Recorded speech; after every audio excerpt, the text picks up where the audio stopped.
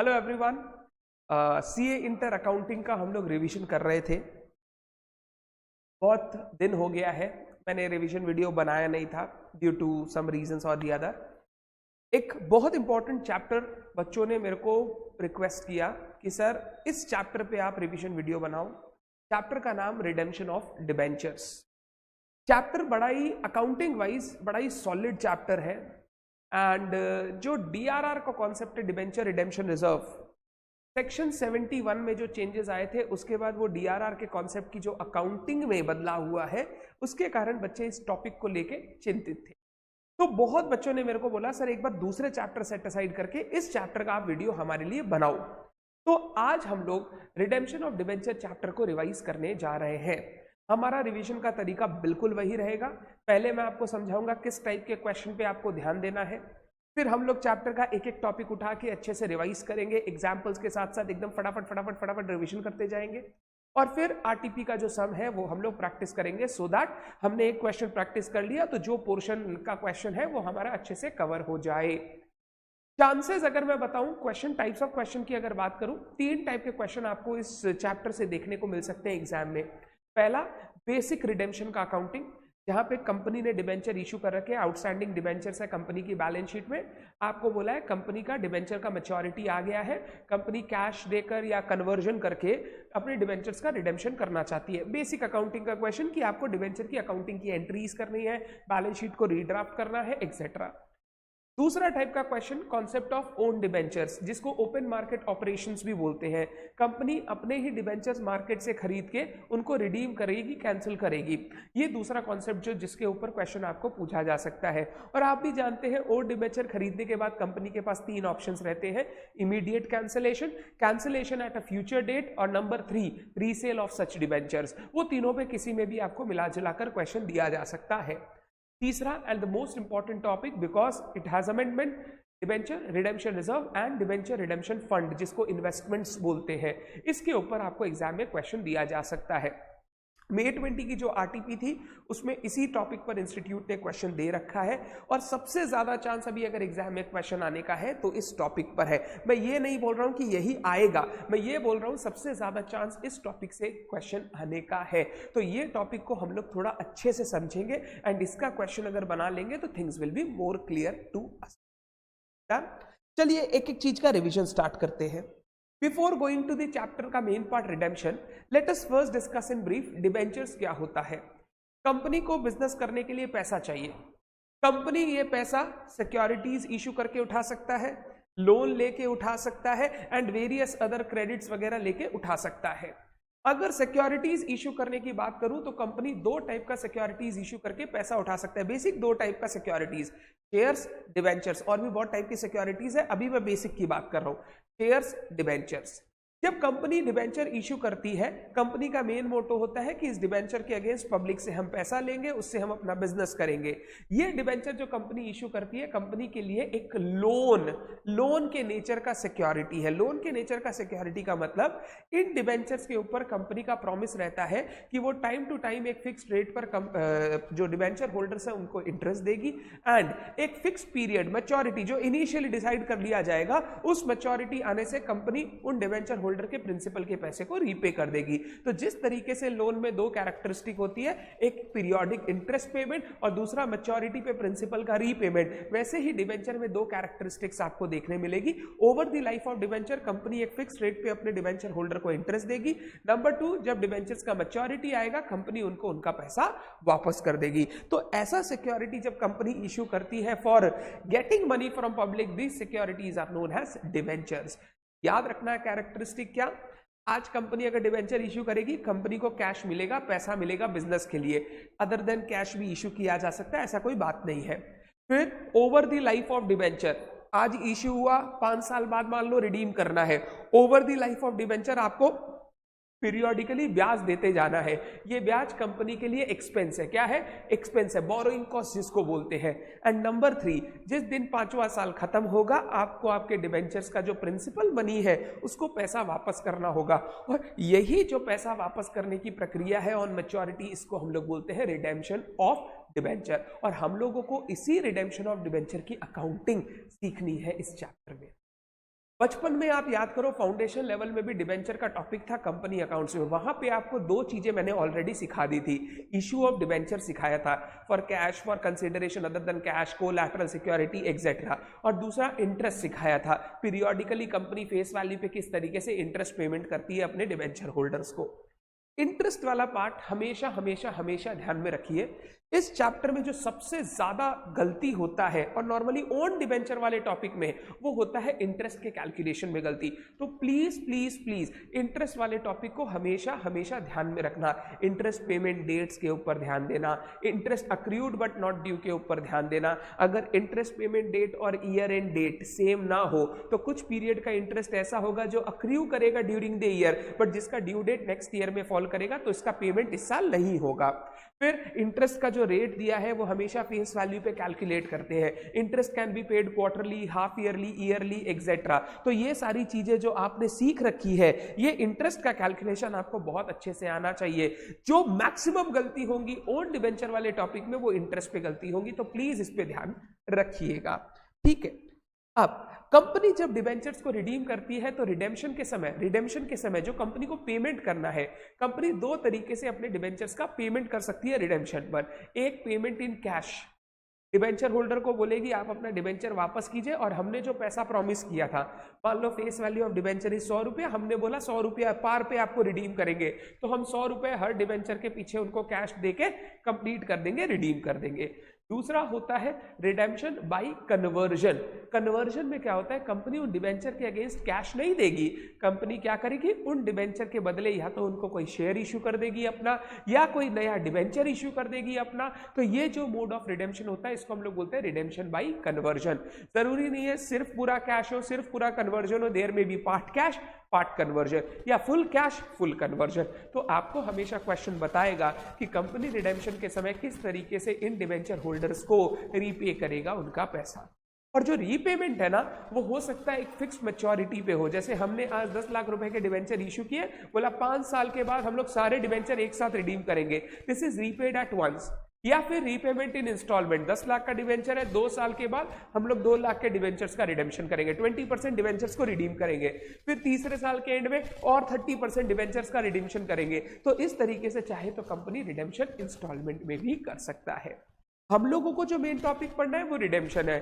तो रिडेम्पशन के समय पेमेंट कितने तरीके से हो सकता है, 2, कैश में कन्वर्जन करके। दूसरा, रिडेम्पशन क्या एक बार में ही सारे डिबेंचर का होना जरूरी है, नहीं सर, एक बार में सारे डिबेंचर्स का कर सकते हो, या पार्ट पार्ट में इंस्टॉलमेंट्स में आप रिडीम कर सकते हो। तो क्वेश्चन पढ़ते समय कभी ये घबराना मत, सर 10 लाख के डिबेंचर थे बट क्वेश्चन बोल रहा है सिर्फ 2 लाख का रिडीम करना है, सर 8 लाख का क्या करेंगे, वो 8 लाख डिबेंचर आउटस्टैंडिंग रहेगा, फ्यूचर में रिडीम कर देंगे। तो डिबेंचर का redemption may be done full at a time और may be done in installments. पहले बताइए, क्या ये रिडेम्पशन से रिलेटेड बेसिक बातें आपको बिल्कुल क्लियर है? डिबेंचर एंड उसका रिडेम्पशन। रिडेम्पशन मतलब डिबेंचर होल्डर को उनका पैसा वापस करना है at the end of maturity या ऑन अ स्पेसिफाइड डेट। ये पैसा वापस आप कैश में भी कर सकते हो, कन्वर्जन करके भी कर सकते हो, और ये सारा का सारा पैसा एक साथ भी पेमेंट हो सकता है या इंस्टॉलमेंट में भी आप रिडीम कर सकते हो अपने डिबेंचर। धन्यवाद, आगे चलो। चलिए, सबसे पहले मैं आपके साथ डिस्कस करना चाहता हूं बेसिक अकाउंटिंग। बेसिक अकाउंटिंग मतलब कंपनी का रिडेम्पशन का डेट आ गया है, अब रिडेम्पशन चाहे कुछ पार्ट का करो चाहे पूरे का करो, रिडेम्पशन का टाइम आ गया है, तो कंपनी इस रिडेम्पशन का किस तरीके से अकाउंटिंग करेगी, ये सबसे पहले मैं आपको सिखाना चाहता हूं। ये जो मैं अभी सिखा रहा हूं ये एक बेसिक अकाउंटिंग है, इसके ऊपर एड ऑन पॉइंट नंबर 2 और 3 यानी ओन डिबेंचर्स और डीआरआर में आते जाएगा। तो पहले एक बेसिक अकाउंटिंग का फ्रेमवर्क आपके दिमाग में जचाना चाहता हूं।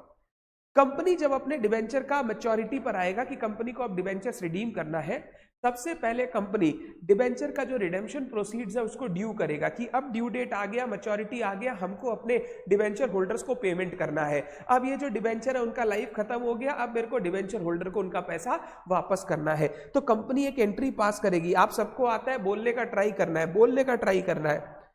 डिबेंचर्स अकाउंट डेबिट 8%, 10%, 12% जो भी, डिबेंचर अकाउंट डेबिट हमेशा फेस वैल्यू, क्योंकि हम लोग डिबेंचर और शेयर्स को बुक्स में फेस वैल्यू पर दिखाते हैं। अगर कंपनी ने बोला कि फेस वैल्यू पर ही रिडीम करेंगे, 100 रुपया का फेस वैल्यू, और बोला हम पेमेंट भी आपको 100 रुपया करेंगे, तब तो कोई दिक्कत नहीं। बट हो सकता है कंपनी रिडेम्पशन प्रीमियम पे करे, यानी वादा किया था इनिशियल डे पर कि 100 रुपए का डिबेंचर है, बट आपको जब रिडीम करेंगे हम आपको 105 रुपए देंगे। ये जो 5 रुपए एक्स्ट्रा देते हैं इसको हम लोग बोलते हैं premium on redemption of debenture. तो अगर कंपनी प्रीमियम पर रिडीम करना चाहती है तो वो कंपनी के लिए नुकसान है, लॉस है, लाइबिलिटी को हायर वैल्यू पे रिडीम कर रही है, तो उसको हम लोग डेबिट करेंगे पोरोड अकाउंट। प्लीज आप एग्जाम में पूरा लिखे, premium on redemption of debenture account. मान लो फेस वैल्यू 100 रुपया है, हमने वादा किया था 5% प्रीमियम पे रिडीम करेंगे, तो पोरोड हो गया 5, और ये पैसा किसको पेमेंट करना है? ये पैसा पेमेंट करना है डिबेंचर होल्डर्स को, तो to debenture holder 105। Debenture account debit 100, पोरोड अकाउंट डेबिट 5 रुपया, टू डिबेंचर होल्डर 105। अब बन गए ये मेरे क्रेडिटर, मेरे को इनको इनका पेमेंट करके खत्म करना है।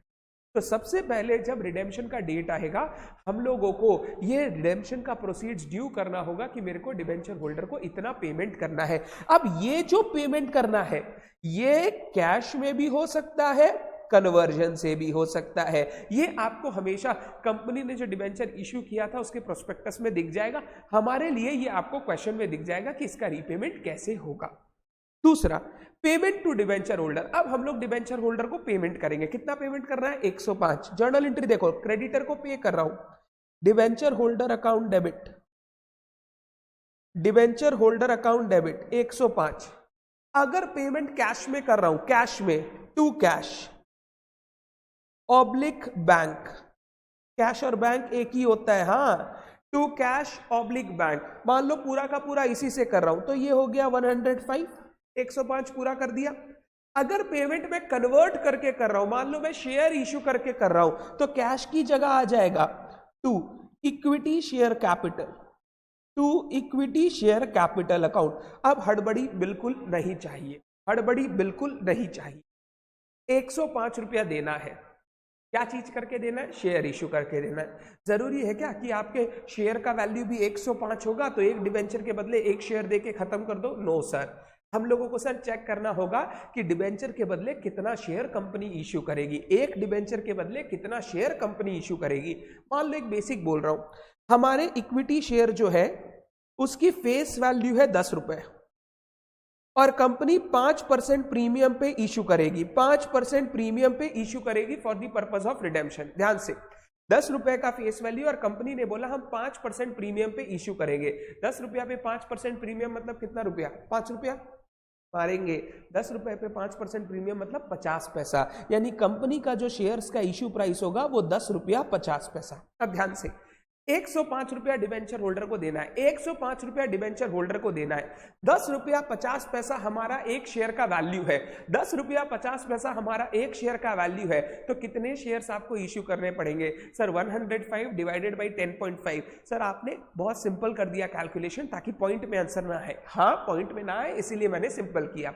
105 रुपया देना है, 10.5 पर शेयर की वैल्यू है, तो 10 शेयर हम लोगों को इश्यू करने पड़ेंगे। तो number of shares to be issued मैं लिखवाऊंगा, नंबर ऑफ शेयर जो मेरे को इश्यू करना है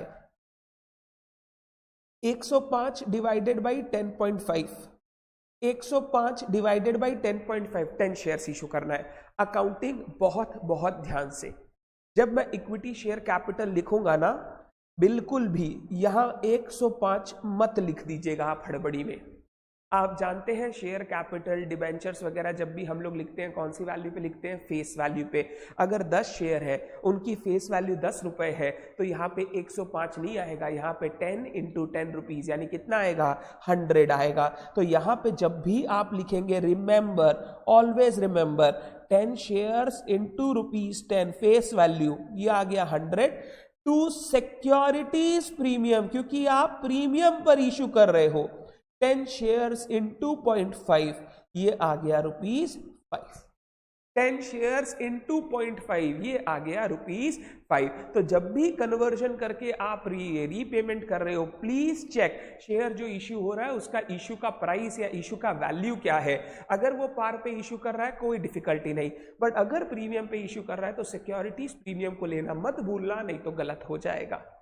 सर एक बात हमें बताओ, पूछो, सर ऐसा हो सकता है 50% कैश दे दिया, 50% शेयर दे दिया, बिल्कुल हो सकता है।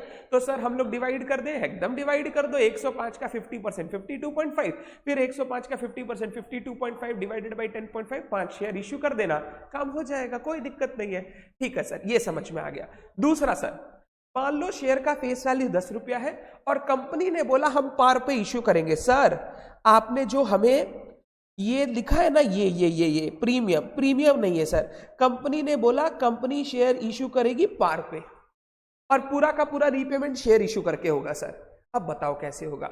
अब 105 रुपया देना है, 10 रुपए शेयर का वैल्यू है, तो मैं 10.5 शेयर इश्यू करूंगा, बट 0.5 शेयर तो इश्यू करना पॉसिबल नहीं है ना।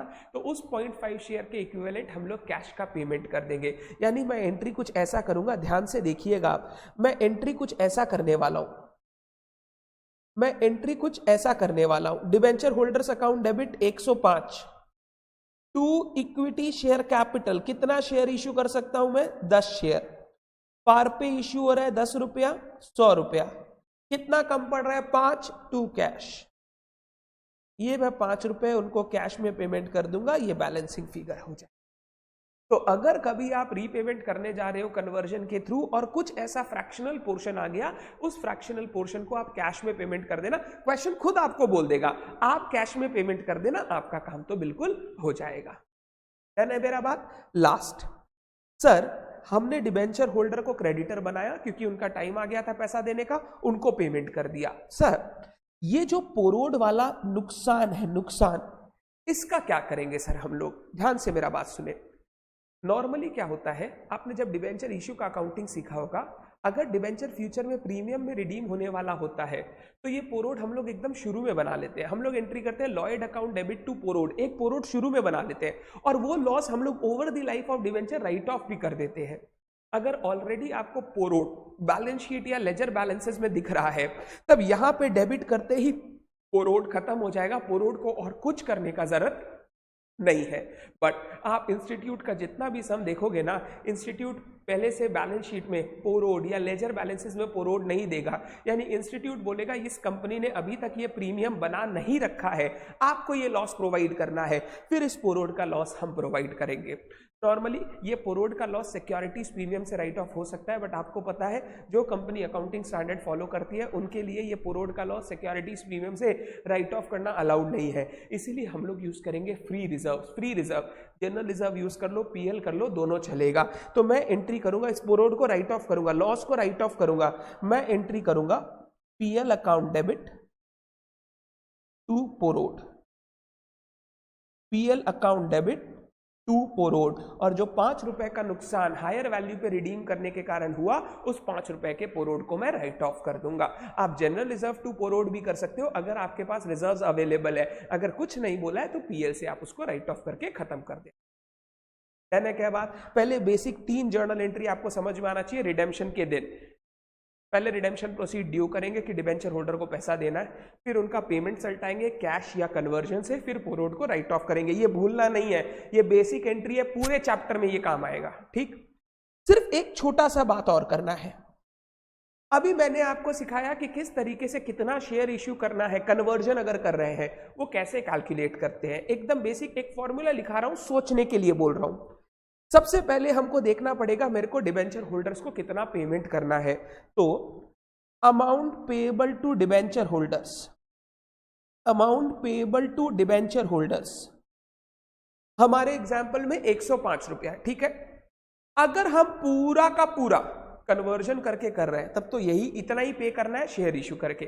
बट हो सकता है कि हम पार्ट पेमेंट करें। किससे पेमेंट करें? पार्ट कैश से पेमेंट करें। अगर कुछ कैश से पेमेंट हो रहा है तो वो कैश पोर्शन हम माइनस कर देंगे, क्योंकि उसके बदले हमको शेयर इशू करने का दरकार नहीं। जब कैश ऑलरेडी पे कर दिया तो शेयर वापस क्यों इशू करेंगे? तो जो टोटल पेमेंट करना है डिबेंचर होल्डर को माइनस दी कैश जो हम पे कर रहे हैं। ये कभी कभी परसेंटेज में भी दिया रहता है, बोलता है 20% of the debenture holder will be converted, 20% of the debenture holder will be paid in cash. तो जो परसेंटेज दिया होगा उसको यूज कर लेना। 105 रुपया पे करना है, बोला कंपनी 20% ऑफ द अमाउंट को कन्वर्ज करेगी और बैलेंस कैश में पे करेगी, तो उस तरीके से आप आराम से कर सकते हो। डिवाइडेड बाय, ध्यान से, डिवाइडेड बाय क्या आएगा? इशू प्राइस पर शेयर और डिबेंचर। अगर आप नया शेयर डिबेंचर इशू कर रहे हो तो जो उसका इशू प्राइस है उससे आप डिवाइड कर देना। जैसे मैंने किया 105 डिवाइडेड बाई 10.5। अगर पार पे इशू हो रहा है 105 डिवाइडेड बाई 10, कुछ कैश दे रहे हो तो कैश माइनस करके डिवाइडेड बाई 10 या 10.5। इस तरीके से आप अपना नंबर ऑफ शेयर्स या डिबेंचर्स कैलकुलेट कर सकते हैं। तो सबसे पहले मेरे को आपको जो सिखाना था वो यही सिखाना था कि किस तरीके से डिबेंचर का जब रिडेम्पशन का टाइम आएगा तो कंपनी अपने बुक्स में अकाउंटिंग करेगा। ये बेसिक अकाउंटिंग है, बेसिक अकाउंटिंग। आगे जो ओन डिबेंचर पढ़ोगे, डीआरआर पढ़ोगे, उन क्वेश्चन में ये सारा काम करना पड़ेगा। तो ये बेसिक अकाउंटिंग सबसे पहले सीखना जरूरी है। पहले बताओ बात क्लियर है एकदम 100%? एक बार चेक कर लो मैंने जो लिखा, आप चाहो तो ये लिख सकते हो वापस, एक बार चेक कर लो। चलिए अब ये बेसिक हमने कवर कर लिया। नेक्स्ट पार्ट में चलते हैं, which is concept of own debenture. जो पहला पार्ट हमने पढ़ा उससे भी एग्जाम में क्वेश्चन आ सकता है 5 to 10 मार्क। आपने देखा होगा मेरी बुक के जो इनिशियल क्वेश्चंस थे जहां पे कितना शेयर इशू करना है ऑन कन्वर्जन, या वो अंडर राइटिंग के कॉन्सेप्ट के साथ लिंक्ड क्वेश्चन थे कि कंपनी 6 महीने बाद अपना कन्वर्ट कर देगा डिबेंचर्स को, वो सारे क्वेश्चन एग्जाम में आ सकते हैं। तो बेसिक पार्ट सीखने का दो कारण था। पहला, आगे भी काम आएगा मेरे को, और दूसरा उससे रिलेटेड क्वेश्चंस आ सकते हैं। डन, आगे चलते हैं। नेक्स्ट जो हम लोगों को डिस्कस करना है, which is very important point from exam point of view, concept of own debenture. Own debenture का कॉन्सेप्ट क्या होता है? कंपनी अगर अपने डिबेंचर ट्रस्ट डीड में लिखा हुआ है तो अपने डिबेंचर ओपन मार्केट से, शेयर मार्केट से, सिक्योरिटीज मार्केट से परचेज कर सकता है। सर वो अपना ही डिबेंचर क्यों परचेज कर रहा है? For the purpose of redemption. क्या करेगा कंपनी डिबेंचर परचेज करेगा, परचेज करके डिबेंचर को कैंसिल कर देगा। जैसे ही डिबेंचर को कैंसिल करेगा, जो डिबेंचर्स थे वो रिडीम हो गए, बात खत्म हो गया। तो ये रिडेम्पशन का एक तरीका है जहां कंपनी अपना ही डिबेंचर ओपन मार्केट से परचेज करके कैंसिल करके उसको रिडीम कर देता है। और इसी का अकाउंटिंग हम लोगों को सीखना है सेकेंड पार्ट में। क्या बोला मैंने? Purchase of its own debentures by the company. क्यों ऐसा कंपनी करता है कि रिडेम्पशन के डेट से पहले, मैच्योरिटी से पहले, अभी जो फर्स्ट पार्ट में हमने सीखा मैच्योरिटी का दिन आया, कंपनी पैसा वापस कर रहा है। ये जो कंपनी डिबेंचर में परचेज कर रहा है, डिबेंचर ओपन मार्केट में परचेज कर रहा है, ये मैच्योरिटी के दिन नहीं कर रहा है। कंपनी डिबेंचर इश्यू कर रखा है, डिबेंचर आउटस्टैंडिंग है, मैच्योरिटी का डेट आया नहीं है। कंपनी को दिख रहा है कि मार्केट में जो उसका डिबेंचर है वो सस्ता ट्रेड कर रहा है। मान लो 100 रुपए का डिबेंचर का फेस वैल्यू है, मार्केट में वो ट्रेड कर रहा है 97, 98, 99, 101 रुपया, जबकि रिडेम्पशन में हम लोगों को देना है 105 रुपया, 110 रुपया। और कंपनी को दिख रहा है कि उसको अभी कैश की रिक्वायरमेंट नहीं है, उसने जिस पर्पस के लिए डिबेंचर इश्यू किया था वो काम हो चुका है, और कंपनी के पास सरप्लस फंड्स है जिससे वो अपने डिबेंचर्स का पैसा वापस कर सकता है, डिबेंचर को रिडीम कर सकता है। तो अगर कंपनी को लगता है डिबेंचर्स ओपन मार्केट में सस्ते ट्रेड कर रहे हैं, तो कंपनी ओन डिबेंचर्स परचेज करके उनको कैंसिल करके डिबेंचर्स को रिडीम कर सकता है। इससे पहला फायदा ये होता है, सस्ता में डिबेंचर परचेज करके अगर कैंसिल करोगे तो रिडेम्पशन का जो आपने वादा किया था वो कम पैसे में आपका रिडेम्पशन हो जाता है।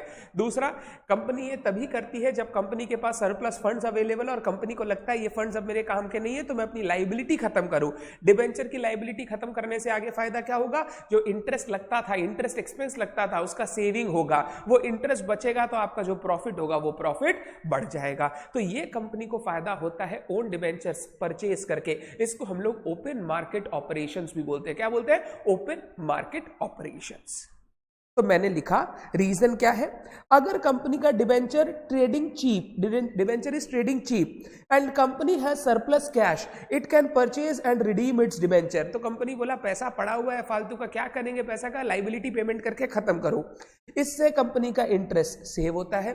और कंपनी ये डिबेंचर किस कारण से परचेज कर सकती है? कंपनी इसको एज एन इन्वेस्टमेंट परचेज कर सकती है। कंपनी बोलेगी हम ओपन मार्केट से खरीद के रख देंगे, कैंसिल नहीं करेंगे। रख देंगे।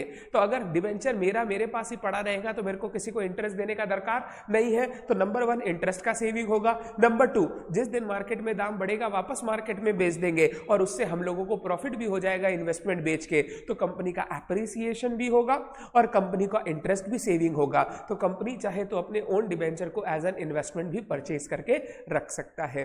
तो इसी कारण से ओन डिबेंचर का तरीका कंपनी को अपने डिबेंचर्स को रिडीम करने में हेल्प करता है और इसी चीज का अकाउंटिंग सीखने का है। पहले बताइए ओन डिबेंचर किसको बोलते हैं? बात क्लियर है? कंपनी अपना डिबेंचर्स ओपन मार्केट से परचेज कर रहा है। ये मैच्योरिटी पर नहीं हो रहा है, मैच्योरिटी से पहले जब during the life of debenture company उसको सर्व कर रहा है उस समय कंपनी डिबेंचर्स मार्केट से परचेज कर रहा है। कब करेगा? जब डिबेंचर सस्ता ट्रेड कर रहा है, कंपनी के पास सरप्लस फंड्स है। क्या फायदा होगा? इंटरेस्ट बचेगा। है बात यहां तक? अब सुनना मेरे पास ध्यान से। सर डिबेंचर 100 रुपया का आपने बोला कंपनी रिडीम करेगी 105 110 में, मार्केट में डिबेंचर का प्राइस 97 चल रहा है। सर डिबेंचर होल्डर क्यों बेचेगा कंपनी को? क्या सर कंपनी फोर्स करेगा डिबेंचर होल्डर को कि डिबेंचर दो? कंपनी फोर्स नहीं करेगा। हो सकता है ना डिबेंचर होल्डर को पैसे की दरकार हो, जैसे हम लोग शेयर्स खरीदते हैं और फिर मार्केट में उसको बेच देते हैं जब हमें दरकार होता है पैसा का, या जब हमको लगता है कि मेरा डिजायर्ड प्राइस अचीव हो गया तो मैं उसको मार्केट में वापस बेच देता हूं। वैसे ही डिबेंचर होल्डर को पैसे की दरकार है, या उसको ये डिबेंचर रखना नहीं है, उसको लगता है कोई और अच्छा इन्वेस्टमेंट अपॉर्चुनिटी है, यहां से निकालो वहां पैसा डालेंगे। तो डिबेंचर होल्डर मार्केट में बेचने आया है, कंपनी मार्केट में खरीदने चला गया। अब मार्केट में अगर कोई बेचने आया और कंपनी खरीदने जा रहा है तो ये तो कोई फोर्सफुल एक्ट नहीं है, तो कंपनी आराम से इन डिबेंचर्स को परचेज कर सकती है। इसके लिए डिबेंचर होल्डर को कोई फोर्स करने का दरकार नहीं है। Debenture holders are under no obligation. वो बेचना चाहता है तब कंपनी खरीद सकती है, अगर कोई बेचना नहीं चाहता तो कंपनी खरीद भी नहीं पाएगी, फिर ये ओन डिबेंचर का काम नहीं हो पाएगा। डन? ओन डिबेंचर परचेज करके कंपनी के पास 3 ऑप्शंस रहते हैं। अब ध्यान से सुनना, इन्हीं 3 ऑप्शन के ऊपर अकाउंटिंग बेस्ड है ओन डिबेंचर का। पहला option purchase for immediate cancellation. Immediate cancellation मतलब कंपनी डिबेंचर परचेज किया, परचेज करके इमीडिएटली उसको कैंसिल कर दिया। जैसे ही कैंसिल किया डिबेंचर रिडीम हो गया, क्योंकि अब ये डिबेंचर वापस किसी को दिया नहीं जा सकता। तो ये होता है एकदम वन शॉट रिडेम्पशन। कंपनी ने डिबेंचर परचेज किया और इमीडिएटली उसको रिडीम कर दिया। इमीडिएट कैंसिलेशन में मैंने क्या लिखा? Purchased for cancellation, that is debenture are purchased for redemption. अगर कंपनी को लगता है सरप्लस कैश है, कोई काम नहीं है, लाइबिलिटी पे ऑफ करना है, कंपनी ने खरीदा, कैंसिल कर दिया, बात खत्म। तो डिबेंचर रिडीम हो गया, लाइबिलिटी कम हो गया, आगे जो इंटरेस्ट है वो इन पर नहीं देना पड़ेगा इस पोर्शन ऑफ डिबेंचर, क्योंकि हमने डिबेंचर को क्या कर दिया? रिडीम कर दिया। दूसरा cancellation on a future date. Company ने डिबेंचर परचेज किया, इमीडिएटली कैंसिल नहीं किया। सर क्यों कैंसिल नहीं कर रही है? कंपनी को तो कैंसिल करने के लिए डिबेंचर खरीदना नहीं, कंपनी अपने पास होल्ड करके रखेगी। कंपनी को लग रहा है कि अभी तो सरप्लस है कैश, बट 2-3 महीने में हो सकता है एक ऑब्लिगेशन आ जाए जिसके कारण कंपनी अभी इसको रीपे करना नहीं चाहती, खत्म करना नहीं चाहती। क्योंकि अगर 2-3 महीने बाद ऑब्लिगेशन आ गया तो वापस ये सिंपल काम नहीं है कि आप इसको कैंसिल करके नया डिबेंचर इश्यू कर लेना। ये काम इतना सिंपल नहीं है कि आप जब चाहो तब डिबेंचर इश्यू कर दिया, शेयर इश्यू कर दिया। तो कंपनी ने बोला कि मैं अभी डिबेंचर, मेरे पास सरप्लस कैश पड़ा है और कहीं इन्वेस्ट करने से अच्छा मैं अपने डिबेंचर परचेज करके रख लेता हूं। इंटरेस्ट सेव होना चालू हो गया आगे का। अब अगर 2-3 महीने बाद पैसे की दरकार पड़ी तो वापस इसको बेच के हम लोग पैसा ले आएंगे और उस काम में यूज कर लेंगे। और अगर दरकार नहीं पड़ा तो 2-3-4 महीने बाद जब लगेगा दरकार नहीं है, हम इसको कैंसिल करके खत्म कर देंगे। तो आज परचेज करके कैंसिल नहीं किया, आज परचेज करके होल्ड कर लिया। होल्ड करने के बाद जब हमको लगा पैसे की दरकार नहीं है, हमने अपने डिबेंचर को क्या कर दिया? कैंसिल कर दिया। इसको हम लोग बोलते हैं purchase for future cancellation, future. तीसरा purchased for resale. Resale company ने वही परचेज किया, डिबेंचर को अपने पास होल्ड करके रखा, होल्ड करके रखा। अगर बाद में लगता है पैसे की दरकार नहीं है, कैंसिल कर दिया। अगर लगता है पैसे की दरकार है तो ये डिबेंचर को वापस जैसे मार्केट से खरीदा था वैसे ही मार्केट में एक सेल का सौदा पंच किया और ये डिबेंचर को बेच दिया वापस पब्लिक में। किसी को जिसको भी खरीदना है वो शेयर मार्केट से खरीद रहा है, कंपनी शेयर मार्केट में बेच दिया।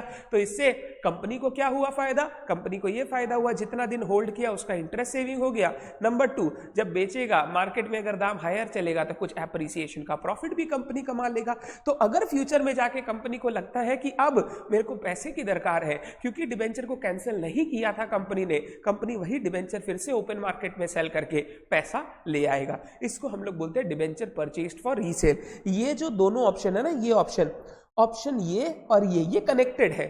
फ्यूचर में पैसा का दरकार हुआ तो रीसेल कर दे, नहीं हुआ तो कैंसिल कर दे। तो हमने परचेज करके होल्ड किया एज एन इन्वेस्टमेंट। जब तक हमारे पास है इंटरेस्ट का सेविंग हो रहा है, लगा पैसे की दरकार नहीं है कैंसिल, लगा पैसे की दरकार है रीसेल। पहले बताओ क्या ये तीनों पॉइंट आपको क्लियर है कि ओन डिबेंचर परचेज करने के बाद कंपनी क्या क्या कर सकती है? और एक्सक्यूज मी, जब भी आप क्वेश्चन पढ़ोगे आपको चेक करना होगा कि ओन डिबेंचर के साथ कंपनी क्या करना चाहती है, उसके हिसाब से हम लोग अकाउंटिंग ड्राइव करेंगे। डन है? पक्का? ठीक है। अब बहुत बहुत इंपॉर्टेंट बात कर रहा हूं बिफोर अकाउंटिंग, बिफोर जर्नल्स। मैं पहले कुछ इंपॉर्टेंट चीजें आपको समझाना चाहता हूं जो आपको याद रखना पड़ेगा। ये जो भी चीजें समझा रहा हूं ये ऑलरेडी एक चैप्टर में डिस्कस्ड है, इन्वेस्टमेंट में। अकाउंटिंग फॉर इन्वेस्टमेंट में हमने investment in fixed income security सीखा था। डिवेंचर परचेज कर लिया, बॉन्ड परचेज कर लिया, गवर्नमेंट सिक्योरिटी परचेज कर लिया, फिक्स्ड इनकम। कंपनी जब अपने डिवेंचर में पैसा डाल रहा है, डिवेंचर्स खरीद रहा है, तो ये भी तो एक acquisition of fixed income security है। तो जो रूल्स इन्वेस्टमेंट चैप्टर में सीखा था वो सारा रूल्स अभी हम लोग को वापस एक बार रिवाइज करना है। मैं हमेशा बच्चों को बोलता हूं कि कभी भी ये चैप्टर या ये टॉपिक रिवाइज कर रहे हो, एक बार मेक श्योर करना इन्वेस्टमेंट वाला टॉपिक, फिक्स्ड इनकम वाला, सिक्योरिटी वाला टॉपिक आपको बेसिक दिमाग में होना चाहिए। अब ध्यान से मेरा बात सुनना। जब कंपनी डिवेंचर्स परचेज करेगा, परचेज मार्केट से परचेज करेगा, अपना हो या किसी का भी हो, कंपनी को अगर एक बार सोच के चलो कंपनी ने किसी और कंपनी का डिवेंचर परचेज किया, अपना खरीद या किसी और का खरीद, डिवेंचर ही तो खरीद रहे हैं, अकाउंटिंग सेम रहेगा।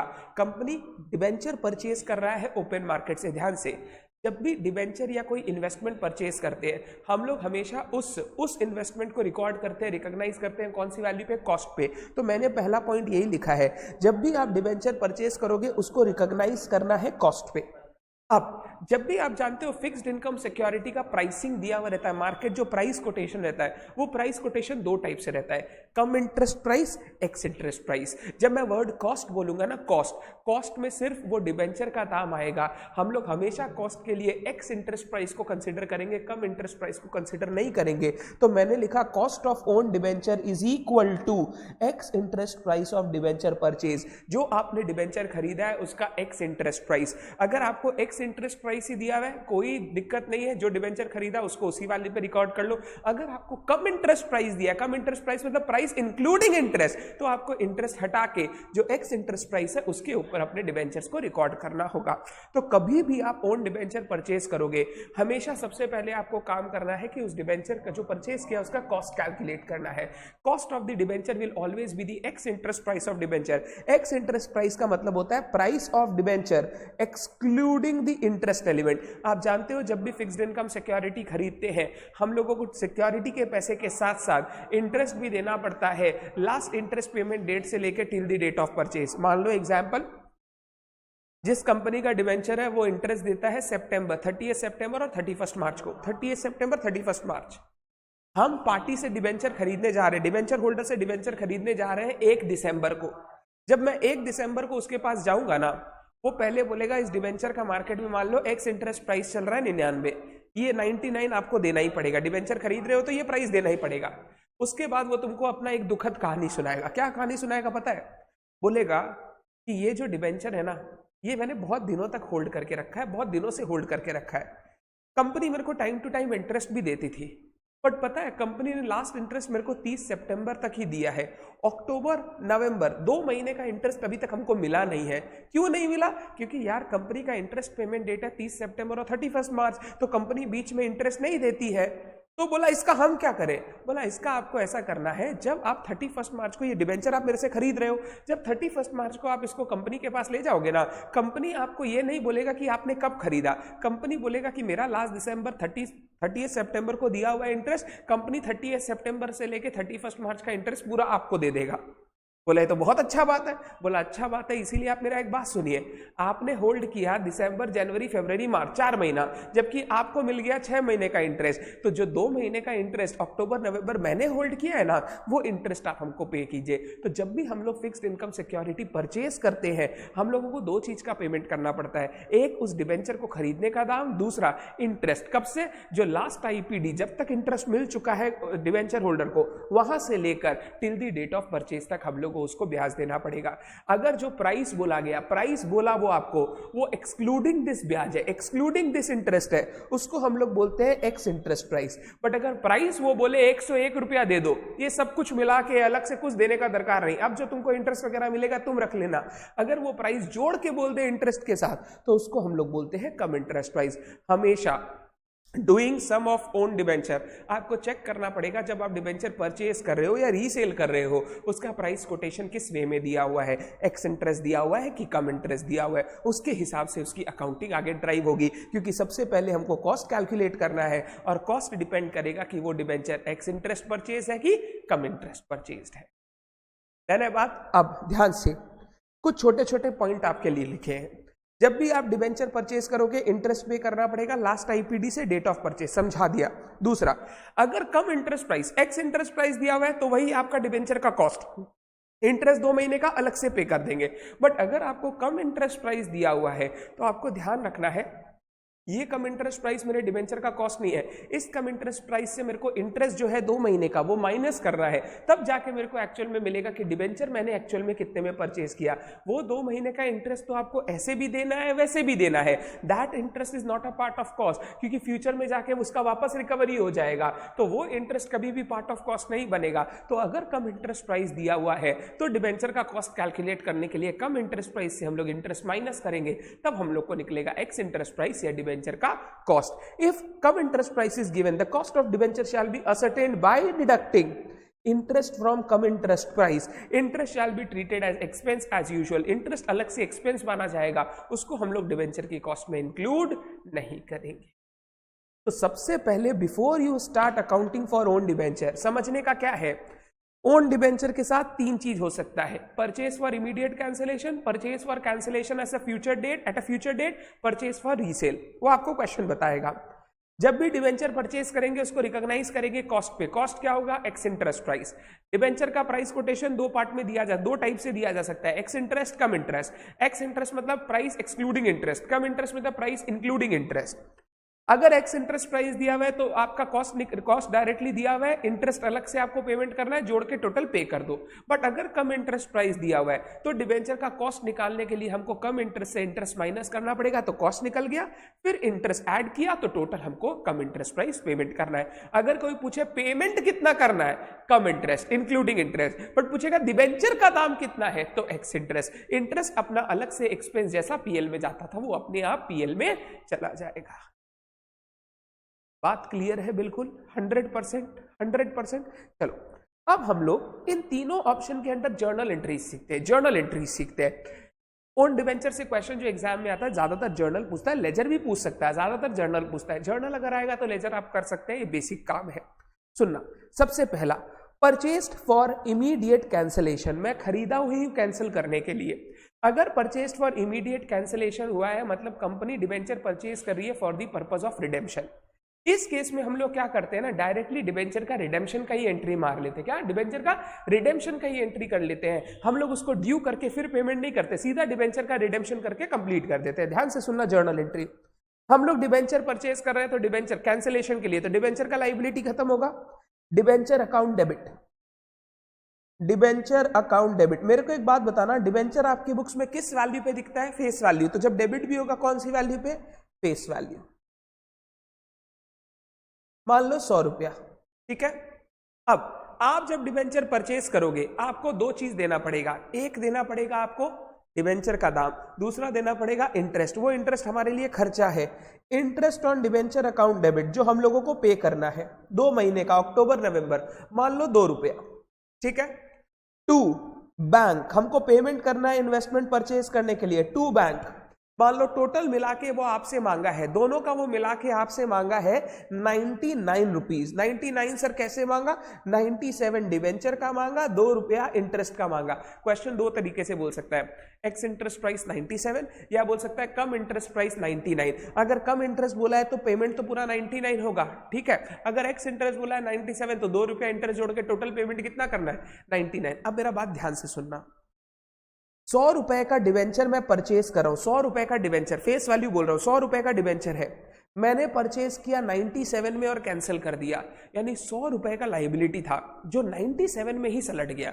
₹100 का लाइबिलिटी था जो 97 में ही सलट गया, आपके लिए प्रॉफिट की लॉस। सर प्रॉफिट का बात है, कम में लाइबिलिटी सलट गया, इसको हम लोग बोलते हैं profit on cancellation. To profit on cancellation account कितने रुपए का प्रॉफिट दिख रहा है? ₹3 का। सर ₹100 का डिवेंचर 97 में पे ऑफ हो गया, ₹3 का प्रॉफिट, प्रॉफिट ऑन कैंसलेशन में। मान लो सर यहां पे 99 की जगह 105 होता, ₹103 डिवेंचर का, ₹2 इंटरेस्ट का, तो अगर 105 होता यानी ₹103 डिवेंचर का होता, ₹100 का लायबिलिटी, उसको पेमेंट करने के लिए 103 दिया, तो ₹3 का क्या हो जाता? लॉस। वो लॉस हम लोग बोल के लिखते लॉस ऑन कैंसलेशन। तो अगर आपको दिख रहा है कि डिवेंचर का जो फेस वैल्यू है उससे कम में आपने डिवेंचर परचेज कर लिया, कम में परचेज कर लिया और कैंसिल किया, आपके लिए प्रॉफिट। बट अगर आपने उससे ज्यादा में परचेज करके कैंसिल किया तो आपके लिए लॉस। तो प्रॉफिट ऑन कैंसलेशन या लॉस ऑन कैंसलेशन का फॉर्मूला क्या है? देख लो, face value of debenture minus cost या ex interest price of debenture purchased. Face value of debentures minus ex interest price of debenture purchase. ₹100 का face value, 97 का x interest price, ₹3 का profit. Loss होगा तो ऑपोजिट। अब इसी entry को बच्चा दो तरीके से दूसरी तरीके से भी कर सकता है। पहले जब डिवेंचर परचेज करेगा तो उसको इन्वेस्टमेंट बोल के रिकॉर्ड कर लेगा। Investment in own debenture account debit, interest account debit to bank. कितना? 97 का इन्वेस्टमेंट कॉस्ट, ₹2 का इंटरेस्ट और 99 का पेमेंट कर दिया। फिर डिवेंचर को कैंसिल करेगा तो debenture account debit 100 to investment account 97 to profit on cancellation ₹3। तो इन्वेस्टमेंट बोल के रिकॉर्ड किया, फिर हम लोग इमीडिएटली कैंसिल कर दिए। इमीडिएट कैंसिलेशन में ये दो करने का जरूरत नहीं है, इसको कंबाइन करके आप कर सकते हो, क्योंकि हमको पता है अगर इमीडिएटली कैंसिल कर रहा हूं तो डिवेंचर रिडीम ही हो रहा है, तो सीधा रिडेम्पशन का एंट्री पास कर दिया। डिवेंचर अकाउंट डेबिट, इंटरेस्ट मेरे को देना है वो मैं दूंगा और उसके बाद जो आगे काम करना है वो करेंगे। तो जब भी आप डिवेंचर को परचेज करके कैंसिल करोगे, कैंसिल, तो हो सकता है आपको प्रॉफिट और लॉस ऑन कैंसिलेशन दिखाई दे। ये प्रॉफिट या लॉस ऑन कैंसिलेशन को समझना जरूरी है। प्रॉफिट या लॉस ऑन कैंसिलेशन कैसे निकलता है? Face value of the debenture minus the x interest price और कॉस्ट ऑफ डिवेंचर परचेज, वो आपका प्रॉफिट या लॉस ऑन कैंसिलेशन। ज्यादा में खरीदा लॉस, कम में खरीदा प्रॉफिट। ध्यान से। इसके बाद ये तो मेरा डिवेंचर कैंसिल हो गया। अब आगे जो इंटरेस्ट पेमेंट डेट आएगा और हम लोग इंटरेस्ट का पेमेंट करेंगे, ध्यान रखना। मान लो टोटल हमारे पास 10,000 रुपए के डिवेंचर थे, हमने 4,000 का डिवेंचर कैंसिल कर दिया, 4,000 का डिवेंचर परचेज करके कैंसिल कर दिया। तो अब कंपनी के यहां डिवेंचर की लायबिलिटी कितनी हो गई? 6,000। आगे जो डिवेंचर का इंटरेस्ट हम लोग पेमेंट करेंगे अपने डिवेंचर होल्डर्स को, वो हम लोग पेमेंट करेंगे बचे हुए डिवेंचर पे। तो इंटरेस्ट जो भी होगा उसके बाद will be paid on the balance debentures, 10,000 का मेरा टोटल डिवेंचर था, 4,000 परचेज करके कैंसिल कर दिया तो 6,000 बचा। अब इंटरेस्ट जो निकलेगा, interest on debenture account debit to bank, वो 6,000 के हिसाब से निकलेगा, जो रेट दिया हुआ है उसके हिसाब से कैलकुलेट कर लीजिएगा। अब इस पर वापस इंटरेस्ट नहीं जाएगा क्योंकि ये डिवेंचर तो कैंसिल हो गया, जब रिडीम ही हो गया तो इंटरेस्ट काहे देना? जो देना था मेरे को 2 महीने का, वो मैंने देके खत्म कर दिया, आगे इनको इंटरेस्ट देने का कोई दरकार नहीं है। Last, profit on cancellation. Profit on cancellation revenue profit की कैपिटल प्रॉफिट। सर ये कैपिटल प्रॉफिट है, रोजमर्रा का प्रॉफिट नहीं है, कैपिटल प्रॉफिट है। कैपिटल प्रॉफिट है तो कहां ट्रांसफर कर दूं? सर कैपिटल प्रॉफिट का एक ही जगह है, कैपिटल रिजर्व, तो ट्रांसफर कर देता हूं। जर्नल एंट्री कर रहा हूं, देखो, profit on cancellation account debit to capital reserve. Sir अगर लॉस हुआ तो कैपिटल रिजर्व से राइट ऑफ कर देंगे, कैपिटल रिजर्व नहीं है तो जनरल रिजर्व या पीएल से राइट ऑफ कर देना। तो एंट्री इसी का उल्टा, capital reserve to loss on cancellation. अगर कैपिटल रिजर्व नहीं है तो जनरल रिजर्व या पीएल यूज करके उस लॉस को राइट ऑफ कर देना, बात खत्म हो जाएगा। अगर आपके पास कैपिटल रिजर्व नहीं है तो जनरल रिजर्व या पीएल को यूज करके उसको राइट ऑफ कर देना। तो प्रॉफिट हुआ तो that will be transferred to capital reserve, loss हुआ that will be written off against capital reserve. If there is no capital reserve, use general reserve और PL.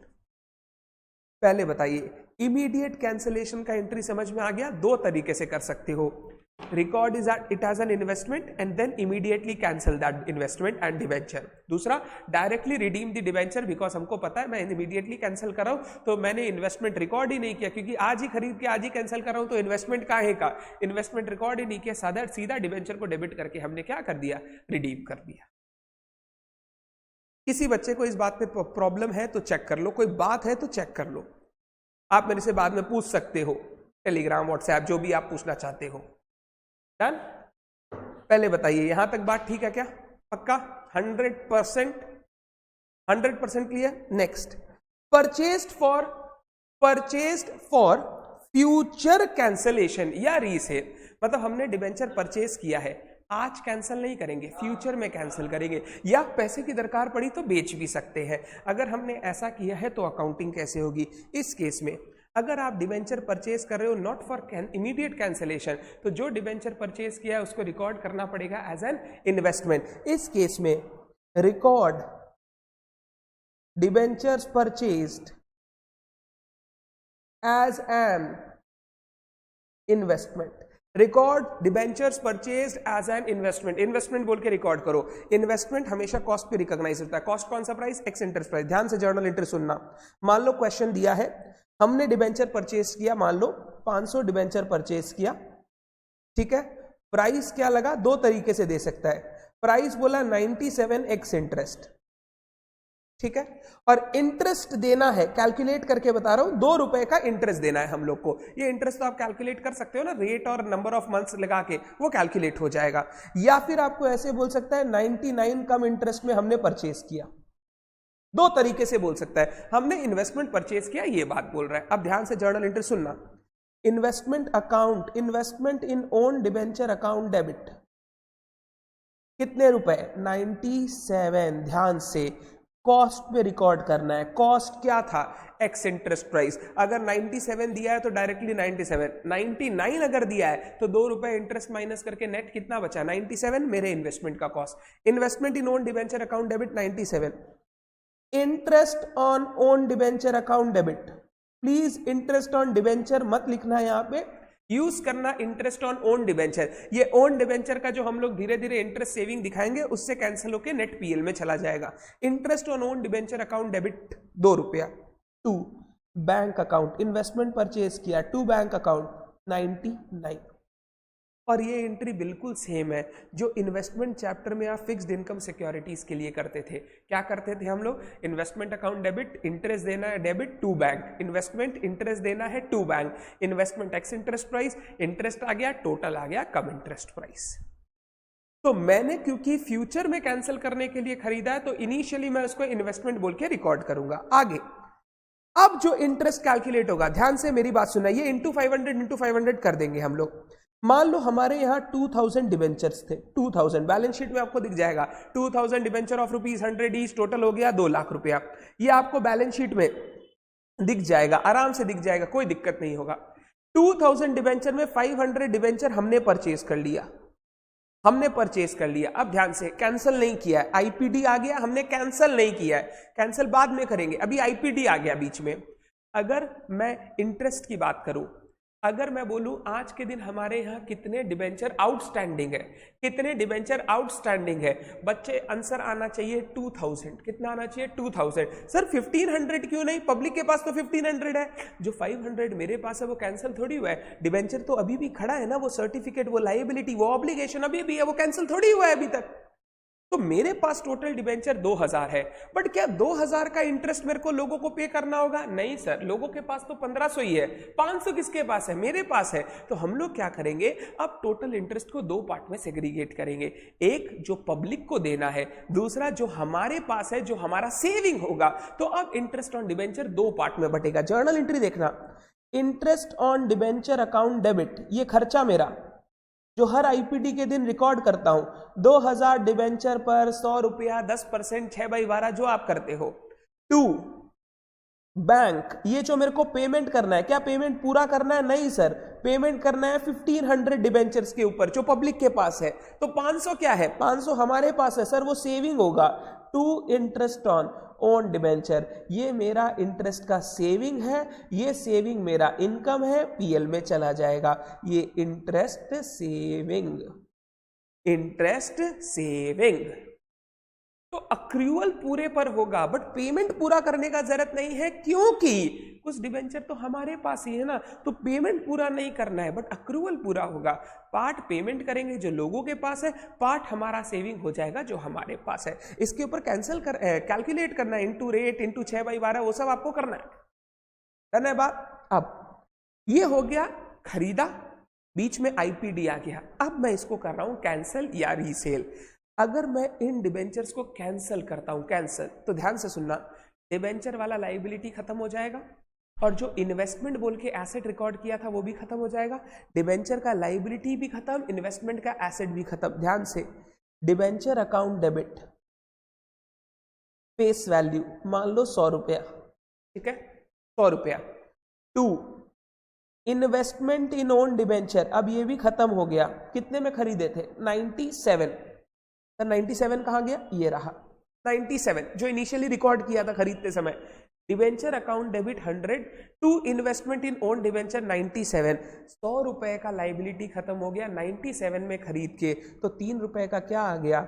Profit on cancellation. Sir अगर ज्यादा में खरीदा होता तो आ जाता लॉस ऑन कैंसलेशन। अगर ज्यादा में खरीदा होता तो 100 का चीज 97 में खरीदा, 3 रुपया प्रॉफिट ऑन कैंसलेशन। ये प्रॉफिट ऑन कैंसलेशन जो अभी आपको सिखाया ये चला जाएगा कैपिटल रिजर्व में। Profit on cancellation account debit to capital reserve, और ये आपका चला गया कैपिटल रिजर्व में। बेसिक बात समझ में आया? इन्वेस्टमेंट परचेस किया, आईपीडी के दिन इंटरेस्ट को 2 पार्ट में बांटा, कुछ मेरा कुछ पब्लिक का, और टाइम आने पर मैंने उसको कैंसिल कर दिया। डन है। सर कैंसिल नहीं करके अगर हम लोग रीसेल करेंगे, इन्वेस्टमेंट को सेल करना है, एंट्री आपको आती है bank account debit to investment. एक बात बताना, खरीदा 97 में, बेचा 99 में, तो 2 रुपए का प्रॉफिट। इन्वेस्टमेंट को बेचने का प्रॉफिट कहां जाता है? पीएल में जाता है। तो bank account debit to investment to PL, basic entry है एकदम। हाँ सर, बट इसमें एक कैच है। क्या कैच है सर? ध्यान से, खरीदते समय अगर आपने सामने वाली पार्टी को इंटरेस्ट दिया है, क्यों इंटरेस्ट दिया? सर हमने जो खरीदा ना डिबेंचर, सर वो आईपीडी के बाद खरीदा, मतलब उस पार्टी के हाथ में कुछ पीरियड का इंटरेस्ट अभी तक आया नहीं है, तो सर वो मेरे से लेगा, क्योंकि हम कंपनी से ले लेंगे, या हम लोग जो आईपीडी आएगा उस समय सेविंग दिखा देंगे। अगर खरीदते समय आप ये देने के लिए तैयार हो, तो बेचते समय अगर आप आईपीडी के बाद बेच रहे हो तो इंटरेस्ट को सामने वाली पार्टी से ले भी लेना सीख लीजिएगा।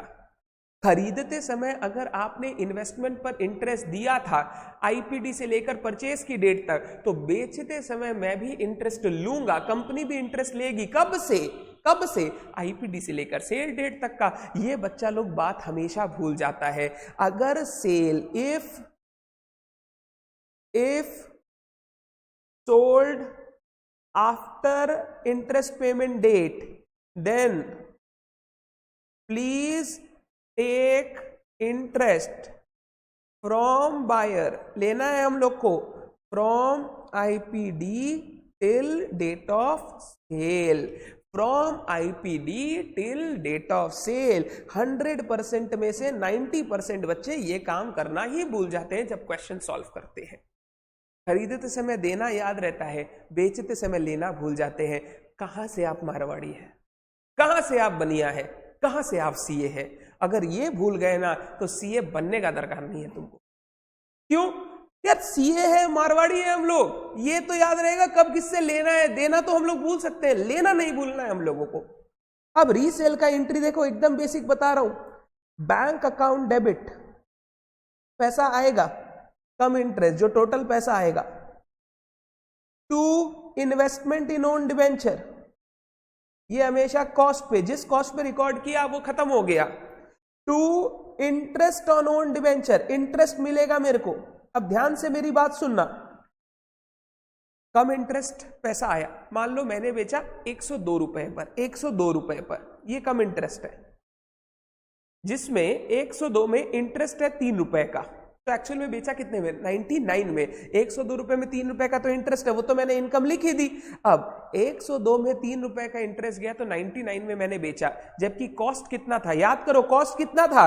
97 था। तो 2 रुपए का क्या हो गया? प्रॉफिट। अगर बेच के प्रॉफिट हो रहा है तो वो पीएल अकाउंट में क्रेडिट हो जाएगा, अगर बेच के लॉस हो रहा है तो वो पीएल अकाउंट में डेबिट हो जाएगा। तो बेचते समय 2 चीज का ध्यान देना है। एक, इन्वेस्टमेंट बेचने का जो एंट्री करते थे वो हम लोग करेंगे bank account debit to investment to PL, या अगर लॉस हुआ तो पीएल अकाउंट डेबिट। उसके साथ साथ इंटरेस्ट भी हमको लेना है। जैसे परचेज के टाइम 2 कोटेशन था, कम इंटरेस्ट एक्स इंटरेस्ट। बेचने के टाइम भी 2 कोटेशन हो सकता है, कम इंटरेस्ट एक्स इंटरेस्ट। अगर एक्स इंटरेस्ट दिया है मतलब वो बेचने का भाव दिया है, प्रॉफिट लॉस दिख जाएगा। अगर कम इंटरेस्ट दिया है तो कम इंटरेस्ट से पहले इंटरेस्ट माइनस करेंगे, कम इंटरेस्ट से पहले इंटरेस्ट माइनस करेंगे, फिर हम लोग कंपेयर करेंगे कॉस्ट के साथ और देखेंगे कितना प्रॉफिट है या कितना लॉस है। आप जब एंट्री करते थे bank account debit to investment to PL, कैसे करते थे? बैंक जितना रुपया आया, इन्वेस्टमेंट जो उसकी कॉस्ट थी उसी पर चला जाएगा, जितना पर रिकॉर्ड किया था वो खत्म हो गया, जो डिफरेंस है between cost and selling price वो पीएल में चला जाता था। तो वही काम आपको करना है, बस इंटरेस्ट का ध्यान रखना है